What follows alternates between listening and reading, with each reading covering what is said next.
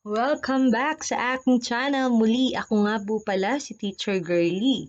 Oras na naman para matuto ka sa aking video tutorial. Sigurado akong matutuwa ka sa bagong topic natin ngayon.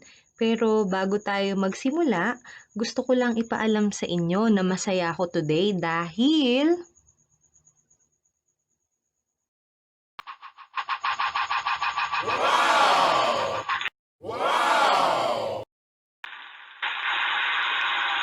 oh yes! Dahil 324 subscribers na ang aking channel, mga kaguro, kaibigan, kapamilya at kapuso. Maraming salamat nga po pala sa mga sumuporta sa aking channel. Let's grow and learn together. Kukunin ko na rin po ang chance na to para magpakilala sa inyo. Bigyan ka na sa akin! So ako nga po pala si Teacher Girly Segundo. Nagtapos sa Philippine Normal University at may kursong Bachelor of Early Childhood Education, kasalukuyang nagtuturo sa Kasarinlan Elementary School, DepEd Caloocan, 9 na taon na sa serbisyo, 6 na taon sa public at 3 taon naman sa private school. Ginawaran na rin po ako ng parangal na 4th place Teacher Achiever of the Year 2019 sa lungsod ng Caloocan. Uy, grabe naman, Kuya Will.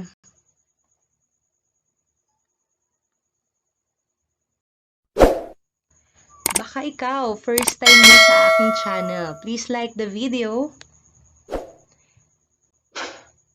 And please subscribe. Don't forget to hit the bell button. So, mag-start na po tayo.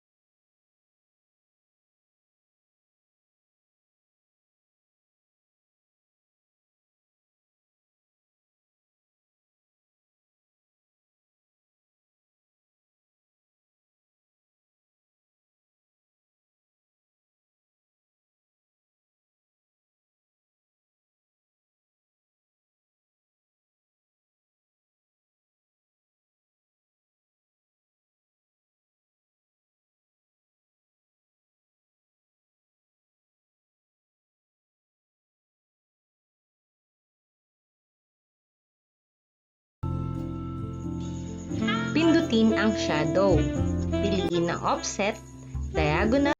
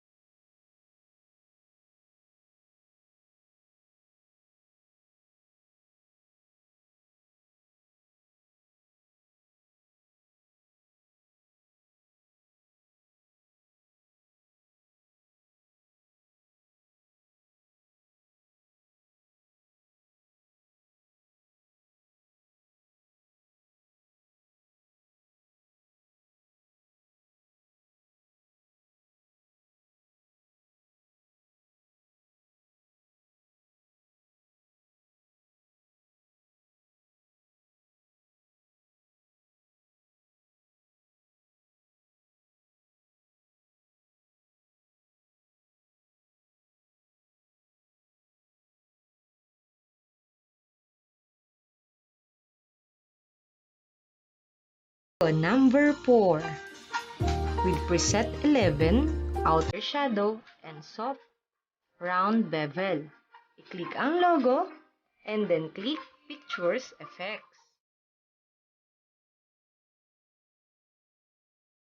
Kung nakikita nyo sa gilid, ganyan yung gagayahin po natin.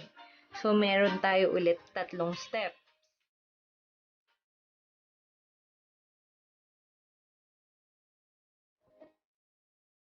Una, pindutin ang shadow, piliin ang offset, diagonal bottom right, at i-click ito.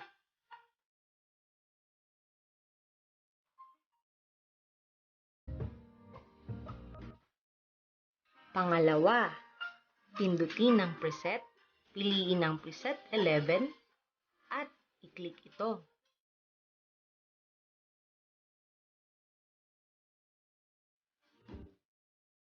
Pangatlo, pindutin ang bevel, piliin ang soft round, at i-click ito.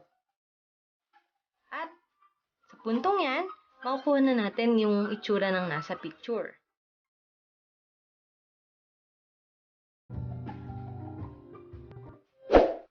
Diyan nagtatapos ang lahat.